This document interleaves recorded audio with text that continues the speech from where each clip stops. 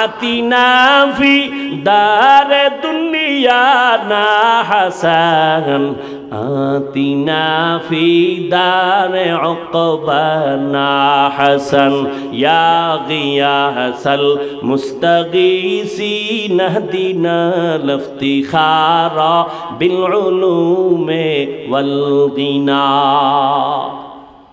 ও আল্লাহর গোলাম, বাইতুল্লাহ এত দামি, কিন্তু নবী দীর্ঘ 40 বছর বাইতুল্লাহ ছেড়ে ওই জঙ্গল পাহাড় পেরিয়ে হেরা পাহাড়ের গুহায় গিয়ে নবী সপ্তাহে সপ্তাহ ধ্যান করলেন। আক্কেলপুরের জ্ঞানীদের কাছে এটাও প্রশ্ন, বাইতুল্লাহ এত দামি ঘর, যার দিকে তাকাইলে সওয়াব, এটা সাইরা হেরা পাহাড়ে নবী সময় কাটাইলেন কেন? প্রশ্ন আছে না নাই? বিবেকেরে বুঝাও। কুত্তারে আল্লাহ বিবেক দেয় নাই ভালো মন্দ যাচাই করার, আল্লাহ মানুষকে দিয়েছেন। ভাবো, একটু ভাবো, তুমি মানুষ, তুমিও মানুষ, আমিও মানুষ। তোমাকে আমি বয়ান করব কেন? আজকে তো বয়ান করা দরকার চট্টগ্রামের পাহাড়িয়া অঞ্চলের মানুষের, কারণ ওখানে টাকা দিয়া দিয়া মানুষের খ্রিস্টান বানানো হয়। আজকে তো বয়ান করা প্রয়োজন ছিল পঞ্চঘর, ওখানে মুসলমানের টাকা দিয়া ইসলাম থেকে দূরে সরায়, কিন্তু টাইম কই? 12 মাস দৌড়াচ্ছি শুধু মুসলমানের পেছনে, পাও দইরা দইরা দইরা দইরা কত বিনয়ের সাথে কথা বলি, ফাঁকে ফাঁকে কয়বার চাইছি, মনে হয় যেন আমি তোমার টাকার কেনা গোলাম, অথচ তুমিও মুসলমান, আমিও মুসলমান। একটু বিবেকটাকে নাড়া দাও। তোমার আল্লাহ আমার আল্লাহ দুই না এক। সত্য কথা মানো আর না মানো, সমর্থন দে, স্বীকার কর। তোমার আমার আল্লাহ যিনি, তোমার আল্লাহ আমার আল্লাহ এক। তোমার নবী আমার নবী, তোমার কাবা আমার কাবা এক। তোমার কালেমা আমার কালেমা, তোমার কোরআন আমার কোরআন, তোমার ধর্ম আমার ধর্ম। ভালো করে বুঝো, তোমার আমার আল্লাহ এক, নবী এক, কাবা এক, কোরআন এক, ধর্ম এক, কালেমা এক। দুনিয়াতে আসছি তাও কিন্তু এক। নাকি তোমরা আক্কেল ভুরালারা লঙ্গি ভরে জন্ম নিছো? সবার সিস্টেম কিন্তু এক। বিদায় যেদিন হবা সবার বেলায় কাফনের সংখ্যাও এক। বক্তা হইয়া মরছি, সম্মানে একটা কাফন কেউ বাড়াইয়াও দিবে না। রিক্সা ড্রাইভার গরিব মইরা গেছে, একটা কাপড় কেউ কমাইয়াও দিবে না। আমাকেও 3টা কাপড়। গরিব বাবা, তোমারও কিন্তু 3টা কাপড়। কানো কাফনের সংখ্যা এক, কালার হবে আলাদা। আমি হুজুরদের কাফনের কালার একরকম, তোমাদের কালার বুঝি আর এক রকম। না বাবা, কে হুজুর না, কে ইমাম, কে মুক্তাদি, কে আলেম, কে গায়রে আলেম, কে ধনী, কে গরিব, সবার বেলায় কাফন এক। কাফনের কালারও এক, সাদা। কাফনের উপরে লেখা থাকবে বড় হুজুরের লাশ, কাফনের উপরে লেখা থাকবে এমপি সাহেবের লাশ, কাফনের উপরে লেখা থাকবে বড় কোম্পানির ম্যানেজারের লাশ। তাহলে এত ভাব কেন? আমি আজকে বক্তা যতই ভাব দেখাই না কেন, তুমি টাকার বাহাদুরি যতই দেখাও না কেন রে বাবা, যেদিন সাদা কাফনে ঢুকবি সেই দিন সব বাহাদুরি শেষ হয়ে যাবে। কোটি টাকার মালিক দেখো অভাব হয় না দূর, গরিব ঘুমায় আরাম করে মনটা বাহাদুর। ফেরাউনের লাশটা দেখো মিশর জাদু ঘরে, খায় না মাটি পোকা মাছি সবাই ঘৃণা করে। হৃদয়ে থাকিবে যার নম্রতা সদা, রহমত আসিবে সেথা প্রভুর ওয়াদা। বড়র বড়াই থাকলে দিলে দিলে রহমত আসবে না। নিজেকে নিজে ছোট মনে করিও সাদা। উঁচু জমিন থেকে পানি নিচু জমিনে যায়, তেমনি খোদার রহমত আসে নম্রতার হৃদয়। ভোগবিলাসের বাড়ি গাড়ি পরে রবে সব, ভোগবিলাসের বাড়ি গাড়ি পরে রবে সব। থাকতে সময় স্মরণ করো আল্লাহ আমার রব। বিবেকের কাছে প্রশ্ন রেখে গেলাম, ও জ্ঞানী বাবারা আমি বোকা। তবে নিজের বিবেকের কাছে প্রশ্ন রেখে গেলাম রে যুবক, এত বিশ্ব নবী জ্ঞানী, তাকে 40-এর পরে আল্লাহ কোরআন দিলেন কেন? এখান থেকেও শিক্ষা নেওয়ার অনেক সবক। বাইতুল্লাহ সাইরা নবী হেরা পাহাড়ে ধ্যান করে কাটাইলেন কেন? এখানেও অনেক সবক আছে আমাদের। আবার 250 গ্রাম ওজনের কোরআন, এই কোরআনটা নবীর কাছে আসতে সময় লাগছে কয়দিন? জানা থাকলে বলেন। ও খরিদার না হো ये दुनिया एक मिसल कागज फूल है, ये दुनिया एक मिसल कागज फूल है। जिंदगी में बंदगी तू कर नहीं, जिंदगी में बंदगी तू कर नहीं, जिंदगी में बंदगी शर्मिंदा है, जिंदगी में बंदगी शर्मिंदा है। কিছুক্ষণ সময় দিবেননি? দুই একটা কিস্সা কাহিনীও শুনাম, একটু ঘুরাইয়া আইতেছি লাইনে। কারণ যেহেতু এত বদনাম, দুই একটা না শুনাইলে হয়। আমরা কিস্সা কাহিনীর ওয়াজ করে টুক শুনাইয়াই যাই। তবে একটা কথা বলি, বলছি না বোকা গো, কথাও দুই একটা কামে লাগে। লেখা রাখিস যুবক, তুই আমারে খারাপ জানতে পারো, বেয়াদবি মাপ চাইছি আগে, আবার চাইলাম মাপ চাই। খুব দিল থেকে কথাগুলো বলতেছি, চূড়ান্ত মোহাব্বতের দাবি নিয়ে বলতেছি। তুমি আমাকে খারাপ ভাবতে পারো, আমি তোমাকে খারাপ ভাবি না। আমি তোমাকে কলিজা দিয়ে মোহাব্বত করি। তুমি বলো হাফিজ ভাই এখন নিচে নাইমে আমার পাও ধরো, আমি দাঁড়িয়ে রাখবো। বল, আমি এখন নিচে নেমে আসবো। আমি কোনো হুজুর বানাইতে কেউ এখানে আসি নাই। বলছি তুমি যেখানে আছো ওখানে থাইকা জানো আল্লাহকে নিয়ে আর জান্নাত পাও, সেই পরামর্শ শুধু দিব। তবে ডিস্টার্ব করো না বাবা, একটু সময় দাও। কত রাত তো গুনায় কাটায় দিতেছো, এখানে আল্লাহর বান্দারা বসে আছে, না জানি বসাটা নাজাতের ওসিলা হয়ে যায়। আল্লাহ কবুল করে।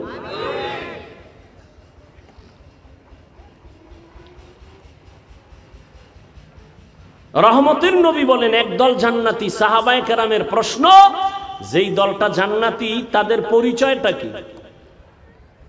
এবার নবী কি বলছেন কথাটা শুনে। আমি হাদিসের ব্যাখ্যা দিয়েই আমি আয়াতের আলোচনাই করতেছি ঘুরায় ফিরায়া, তারপর ওই পয়েন্টে একটু একচাটিয়া কিছু কথা বলবো অল্প টাইম। লেখছে তাফসির মাহফিল, এই নিয়ে আবার ঢুকলে আর এক ঝামেলা। তাফসির কারে কারে? এত সোজা তাফসির, এত সোজা। রসুলের জ্ঞানের কোনো তুলনা নাই। সেই রসুলকে কোরআন নাজিলের সূচনা আল্লাহ করেছেন নবীর কত বছর বয়সের পর জানেন? জানলে জবাব দেন। আপনার কাছে আমার কঠিন প্রশ্ন, সমস্ত দুনিয়ার নবী পয়গম্বরের জ্ঞানের থেকে আমার রসুলের জ্ঞান কম? তো ঈসা নবীকে ছোটবেলা আল্লাহ কিতাব দিছেন, আমার রসুলকে তো আল্লাহ আগের থেকেই সিলেকশন করে নিয়েছেন। আমার রসুল তো একদিকে মুস্তফা, অন্যদিকে মুজতবা। আমার রসুল তো ওই রসুল যে ইব্রাহিম আল্লাহর বন্ধু, ইসমাইল নবী আল্লাহর বন্ধু, মুসা নবী আল্লাহর বন্ধু, ঈসা নবী আল্লাহর বন্ধু, দাউদ নবী আল্লাহর বন্ধু, ইউসুফ নবী আল্লাহর বন্ধু, মুহাম্মদও আল্লাহর বন্ধু। ব্যবধান কি? সব নবী রাসূল আল্লাহর আশিক, আর আল্লাহ বলেন আমি আল্লাহ নিজে মুহাম্মদের আশিক। সেই নবীর জ্ঞান কম? প্রশ্ন জটিল। সেই নবীকে 40-এর পরে কোরআন দিলেন কেন? প্রশ্ন হয় না? হয় না? নাম্বার 2, দীর্ঘ 40 বছর রাসূল কি করলেন? কালেমার দাওয়াত নাই, রোজার দাওয়াত নাই, জিকিরের কথা নাই, নামাজের দাওয়াত নাই।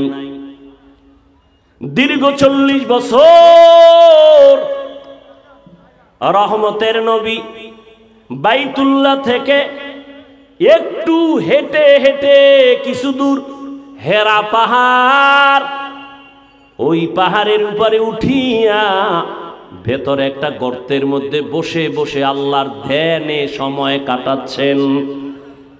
একদিন আর দুদিন না, সপ্তাহকে সপ্তাহ, মাসকে মাস নবী বাসায় যান না। আম্মা জান খাদিজা রাদিয়াল্লাহু আনহা মহিলা হইয়া নাস্তা বানাইয়া ওই পাহাড় বেয়ে বেয়ে উপরে উঠা কষ্ট করে নবীজির কাছে নাস্তা গিয়া পৌঁছাইয়া দিতেন। ও আক্কেলপুরের মুসলমান, ও জয়পুরহাটের জ্ঞানী বাবারা, বেয়াদবি ক্ষমা চাইতেছি রে যুবক। 1 নাম্বার প্রশ্ন, বিশ্ব নবীকে আল্লাহ 40-এর পরে কোরআন দিলেন কেন? দ্বিতীয় প্রশ্ন, বাইতুল্লাহ সাইরা নবী হেরা পাহাড়ে 40 বছর ধ্যান করেন কেন? প্রশ্নের জবাব দাও। হেরা পাহাড়ের দাম বেশি না বাইতুল্লাহর দাম বেশি? বলো বলো। বাইতুল্লাহর দাম তো কোরআন স্বীকৃত। ইন্না আউওয়ালা বাইতি উযিআ লিন-নাস লাল্লাযী বিবাক্কাতা মুবারাকাও ওয়া হুদা মুবারাকাও ওয়া হুদাল লিল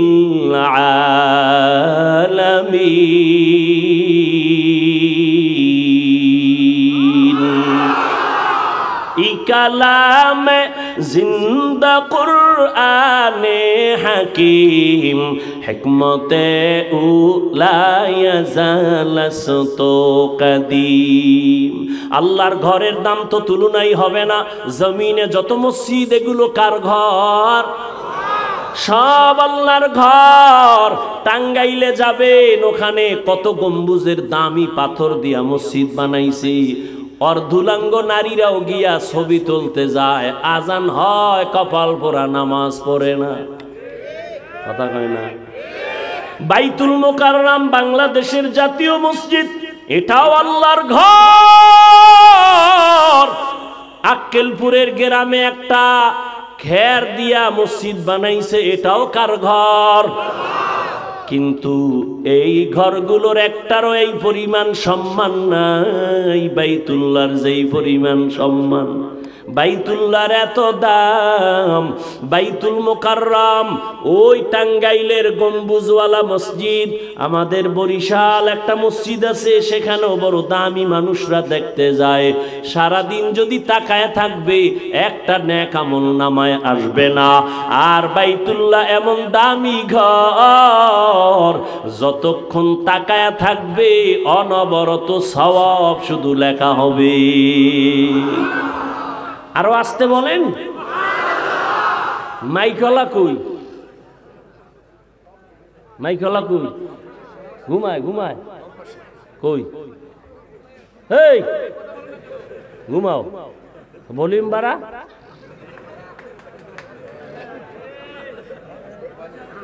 হ্যাঁ, আল্লাহ সবাইকে কবুল করেন। বাইতুল্লাহর দাম বেশি না হেরা পাহাড়ের দাম বেশি? বাইতুল্লাহর এরিয়া কত? ওই যে হাজী সাহেবরা তওয়াফ করে এতটুকু না, কিন্তু আপনারা যারা ছবিতে দেখছেন বা হজে গেছেন, বাইতুল্লাহ ঢুকতে গেলে জেদ্দা থেকে একটা রেহাল আছে নি রাস্তার উপরে, আছে না? এই সীমানা থেকে বাইতুল্লাহর এরিয়া, এই সীমানায় কোনো গোলাম যদি একবার আল্লাহ কয়া ডাক দেয়, একবার আল্লাহ যদি বলে 1,00,000 বার আল্লাহ বলার সওয়াব দেওয়া হবে। আতিনা ফি দারে দুনিয়া না হাসান, আতিনা ফি দারে উকবা না হাসান, ইয়া গিয়াসাল মুস্তাগীসিন হদিনা লফতিখারা বিল উলুমে ওয়াল গিনা। ও আল্লাহর গোলাম, বাইতুল্লাহ এত দামি, কিন্তু নবী দীর্ঘ 40 বছর বাইতুল্লাহ ছেড়ে ওই জঙ্গল পাহাড় পেরিয়ে হেরা পাহাড়ের গুহায় গিয়ে নবী সপ্তাহে সপ্তাহ ধ্যান করলেন। আক্কেলপুরের জ্ঞানীদের কাছে এটাও প্রশ্ন, বাইতুল্লাহ এত দামি ঘর, যার দিকে তাকাইলে সওয়াব, এটা সাইরা হেরা পাহাড়ে নবী সময় কাটাইলেন কেন? প্রশ্ন আছে না নাই? বিবেকেরে বুঝাও। কুত্তারে আল্লাহ বিবেক দেয় নাই ভালো মন্দ যাচাই করার, আল্লাহ মানুষকে দিয়েছেন। ভাবো, একটু ভাবো, তুমি মানুষ, তুমিও মানুষ, আমিও মানুষ। তোমাকে আমি বয়ান করব কেন? আজকে তো বয়ান করা দরকার চট্টগ্রামের পাহাড়িয়া অঞ্চলের মানুষের, কারণ ওখানে টাকা দিয়া দিয়া মানুষের খ্রিস্টান বানানো হয়। আজকে তো বয়ান করা প্রয়োজন ছিল পঞ্চঘর, ওখানে মুসলমানের টাকা দিয়া ইসলাম থেকে দূরে সরায়, কিন্তু টাইম কই? 12 মাস দৌড়াচ্ছি শুধু মুসলমানের পেছনে, পাও ধইরা ধইরা ধইরা ধইরা কত বিনয়ের সাথে কথা বলি, ফাঁকে ফাঁকে কয়বার চাইছি, মনে হয় যেন আমি তোমার টাকার কেনা গোলাম, অথচ তুমিও মুসলমান, আমিও মুসলমান। একটু বিবেকটাকে নাড়া দাও। তোমার আল্লাহ আমার আল্লাহ দুই না এক। সত্য কথা মানো আর না মানো, সমর্থন দে, স্বীকার কর। তোমার আমার আল্লাহ যিনি, তোমার আল্লাহ আমার আল্লাহ এক। তোমার নবী আমার নবী, তোমার কাবা আমার কাবা এক। তোমার কালেমা আমার কালেমা, তোমার কোরআন আমার কোরআন, তোমার ধর্ম আমার ধর্ম। ভালো করে বুঝো, তোমার আমার আল্লাহ এক, নবী এক, কাবা এক, কোরআন এক, ধর্ম এক, কালেমা এক। দুনিয়াতে আসছি তাও কিন্তু এক। নাকি তোমরা আক্কেল ভুরালারা লঙ্গি ভরে জন্ম নিছো? সবার সিস্টেম কিন্তু এক। বিদায় যেদিন হবা সবার বেলায় কাফনের সংখ্যাও এক। বক্তা হইয়া মরছি, সম্মানে একটা কাফন কেউ বাড়াইয়াও দিবে না। রিক্সা ড্রাইভার গরিব মইরা গেছে, একটা কাপড় কেউ কমাইয়াও দিবে না। আমাকেও 3টা কাপড়। গরিব বাবা, তোমারও কিন্তু 3টা কাপড়। কেন? কাফনের সংখ্যা এক, কালার হবে আলাদা। আমি হুজুরদের কাফনের কালার একরকম, তোমাদের কালার বুঝি আর এক রকম। না বাবা, কে হুজুর না, কে ইমাম, কে মুক্তাদি, কে আলেম, কে গায়রে আলেম, কে ধনী, কে গরিব, সবার বেলায় কাফন এক। কাফনের কালারও এক, সাদা। কাফনের উপরে লেখা থাকবে বড় হুজুরের লাশ, কাফনের উপরে লেখা থাকবে এমপি সাহেবের লাশ, কাফনের উপরে লেখা থাকবে বড় কোম্পানির ম্যানেজারের লাশ। তাহলে এত ভাব কেন? আমি আজকে বক্তা যতই ভাব দেখাই না কেন, তুমি টাকার বাহাদুরি যতই দেখাও না কেন রে বাবা, যেদিন সাদা কাফনে ঢুকবি সেই দিন সব বাহাদুরি শেষ হয়ে যাবে। কোটি টাকার মালিক দেখো অভাব হয় না দূর, গরিব ঘুমায় আরাম করে মনটা বাহাদুর। ফেরাউনের লাশটা দেখো মিশর জাদু ঘরে, খায় না মাটি পোকা মাছি সবাই ঘৃণা করে। হৃদয়ে থাকিবে যার নম্রতা সদা, রহমত আসিবে সেথা প্রভুর ওয়াদা। বড়র বড়াই থাকলে দিলে রহমত আসবে না, নিজেকে নিজে ছোট মনে করিও সাদা। উঁচু জমিন থেকে পানি, নিচু জমিনে যায়, তেমনি খোদার রহমত আসে নম্রতার হৃদয়। ভোগবিলাসের বাড়ি গাড়ি পরে রবে সব, ভোগবিলাসের বাড়ি গাড়ি পরে রবে সব, থাকতে সময় স্মরণ করো আল্লাহ আমার রব। বিবেকের কাছে প্রশ্ন রেখে গেলাম, ও জ্ঞানী বাবারা আমি বোকা, তবে নিজের বিবেকের কাছে প্রশ্ন রেখে গেলাম রে যুবক, এত বিশ্ব নবী জ্ঞানী, তাকে 40-এর পরে আল্লাহ কোরআন দিলেন কেন? এখান থেকেও শিক্ষা নেওয়ার অনেক সবক। বাইতুল্লাহ সাইরা নবী হেরা পাহাড়ে ধ্যান করে কাটাইলেন কেন? এখানেও অনেক সবক আছে আমাদের। আবার 250 গ্রাম ওজনের কোরআন, এই কোরআনটা নবীর কাছে আসতে সময় লাগছে কয়দিন? জানা থাকলে বলেন কয় বছর? 250 গ্রামের ওজনের কোরআন শরীফ আমার রসুলের মতো ব্যক্তি, যার জ্ঞানের কোনো তুলনা নাই, তার কাছে আল্লাহ কোরআন দিতে যদি 23 বছর সময় লাগায়, ওই কোরআন বুঝি তুমি রাতারাতি পইরা মুফাসসির হবা?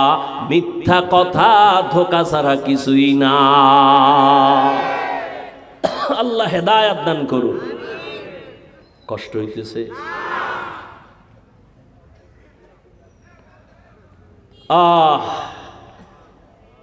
মুসলমানের ঘরে কোরআন আছে, একদিন খুইলা দেখলো না হুজুরেরা এত ফজিলতের ওয়াজ করে কোরআনের, দেখি তো ভিতরটা কেমন। মোবাইল দেখার সময় পায়, কোরআন খোলার সময় পায় না। আল্লাহ আপনি আমাদের হেদায়েত দান করেন। রহমতের নবী বলেন, যেই দলটা জান্নাতে যাবে তাদের পরিচয় নাও। নবী যদি বলতেন আমি মুহাম্মদের আদর্শ যারা মেনে চলবে তারা জান্নাতি, এতটুকু যদি বলতেন যথেষ্ট ছিল।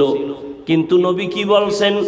মা আনা আলাইহি ওয়া আসহাবি, আমি এবং আমার সাহাবায়ে কেরাম যে আদর্শের উপরে আছে, এই আদর্শ যারা মেনে চলবেন তারা জান্নাতি। অতএব যারা বলবে আমি শুধু নবী মানি সাহাবা মানি না, নবীর কথার থেকে প্রমাণ হলো সে মুসলমানও ঠিক মুমিনও ঠিক, তবে 72 দলের অন্তর্ভুক্ত। আল্লাহ আমাদের হেদায়েত দান করেন। আল্লাহ বলেন আমি 2টা আদেশ দিলাম, এক তাকওয়া অর্জন করো, দ্বিতীয় আদেশ হলো জবানটাকে কন্ট্রোল করো। এই বিষয়ে কিছু আলোচনা করি। জবানের কন্ট্রোলের কথা কেন বললেন? হাত কন্ট্রোল করো বলেন নাই? চোখ কন্ট্রোল করো কেন বলেন নাই? কান কন্ট্রোল করো কেন বলেন নাই? সংক্ষেপ 2-4 মিনিট শুনেন। আল্লাহ জবান কন্ট্রোল করো, নবীও বলেন জবান হেফাজত করো, কেন বললেন? পুরা বডির ভিতরে যন্ত্র, মারাত্মক অস্ত্রের নাম জিহ্বা, জবান। এটা এমন ধারালো অস্ত্র, বেলেডের মতো, চারদিকে কেটে ফেলে, যেদিকে মারে কাটে। যেমন কয়েক জিহ্বা। আমগো গ্রামের একটা প্রবাদ আছে, মানুষের মুখেই জয়, মুখের কথাই খায়, আছে না? জিহ্বা কিন্তু একটা, কিন্তু কাটে চাইরদিক। এক জিহ্বা, এই জিহ্বা নাড়াইয়া কেউ যদি একটা অচেনা মাইয়ারে কয়, রাজি থাকলে কবুল। সাক্ষী 2 জন দাঁড়ানো, সাথে সাথে অপরিচিত মাইয়া তোমার আপন সঙ্গিনী হয়ে গেল জিহ্বার একটা কথার দ্বারা। আবার এই জিহ্বাটারে ঘুরাইয়া যদি কও তোমার আপন বিবিডারে, যদি কও তুই তালাক, একই জিহ্বার আওয়াজে এখন তোমার জীবন সঙ্গিনী চিরতরের জন্য হারাম। বুঝেননি জিহ্বাটার দ্বার কেমন? এই জিহ্বা নাড়ায় কোনো বিধর্মী যদি বলে লা ইলাহা ইল্লাল্লাহ, সাথে সাথে তার বেঈমানের দপ্তরের নাম কাটা। আবার যদি ওই কোনো কালেমাওয়ালা মুমিন যদি বলে আমি আল্লাহ মানি, কোরআনের ওই আয়াত মানি না, আমি কোরআন মানি তবে কোরআনের রাজনীতি পছন্দ করি না, কয় একই জিহ্বার কথার দ্বারা তোর ঈমান চলে যায়। কোরআনের রাজনীতি নাই? হ্যাঁ, তোমার মতো ধান্দাবাজি, ভেট নীতি, দুর্নীতি, এটা ইসলাম কোরআনে নাই। কথা কয় না? বরং আমি তো ঢাকায় বলেছি পৃথিবীতে শ্রেষ্ঠ রাজনীতির কিতাবের নাম কোরআন। সত্য কথা মানো আর না মানো, স্বীকার করতে না বলছি যুবকদের, তোমরাই তো ভবিষ্যৎ, তোমগো আর কত কইতাম। রহমতের নবী খুশি, বিপদ মুহূর্তে চতুর্দিক থেকে মুসিবত, নবীর ঘরের পার্শ্বে সব রেডি, নবীরে মারবে। মায়ার নবী কান্নে কান্না করেন, সন্তান বিপদে পড়লে আব্বার কাছে টেলিফোন করে, আব্বা কয় আব্বা কই তুমি আসো, বাবা আমার উপরে বিপদ, তাড়াতাড়ি দৌড়াও। মাকে টেলিফোন করে কয় মা আমার উপরে মুসিবত।